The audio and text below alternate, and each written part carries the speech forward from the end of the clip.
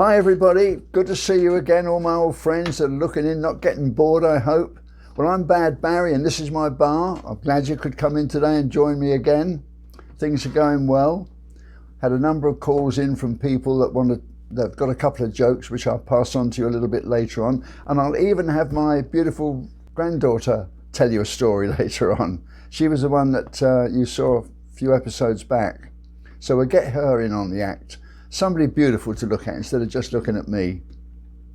Well, story I've got to tell you tonight, I've got a couple here.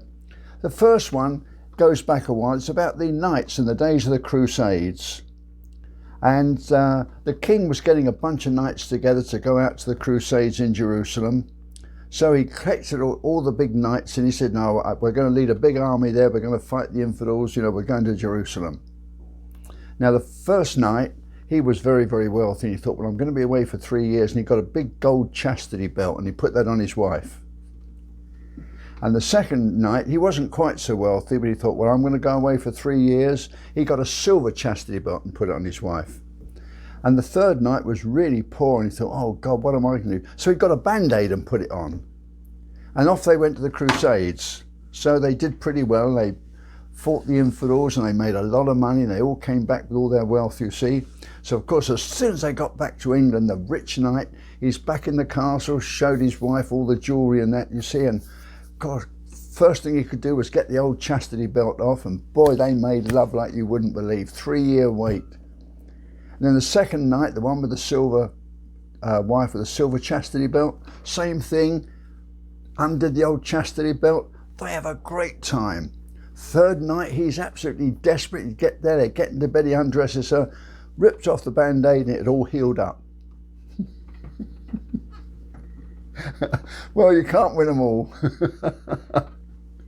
Okay, now changing the theme a little bit, one that made me laugh was about in a big supermarket. And one day at the checkout counter, this lady came along and she had all her food in the basket. She put them all out on the counter, you see. Then she had a big tray of cat food. And when it went through, the cashier said, my goodness, you really must like cats to have all this cat food. She said, oh no, I don't have any cats at all. She said, this is for my husband. And the cashier said, all this cat food for your husband? She said, oh, he loves it. Different varieties, he really enjoys it. The cashier said, I'm telling you, you're giving him cat food, you're going to kill him. She said, no, he loves it.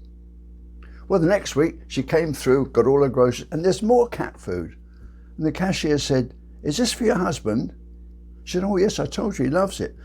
Cashier said, I'm telling you, you keep giving him this cat food, it's not made for humans, you're going to kill him. Well, this goes on for several weeks.